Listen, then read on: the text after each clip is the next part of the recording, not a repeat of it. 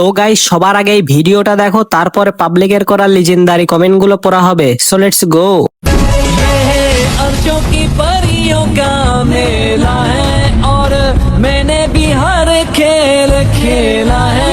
एक सेकंड, अर्शों की परियों का मेला है और मैंने भी हर खेल।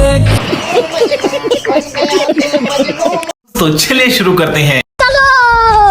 ভাই সামনে কি ওটা ঝুলিয়ে রেখেছে? ডাব নাকি অন্য কিছু? আমি যা খুঁজতেছি আপনিও কি তাই খুঁজতেছেন? মরুভূমিতে থাকে উট, এই মেয়ের পেটের নিচে দু। ভাই ডাব তো গাছের উপরে থাকে, মাঝখানে কে? ডাবগুলো গাছের অনেক নিচে, কারণ কি? इसका मतलब है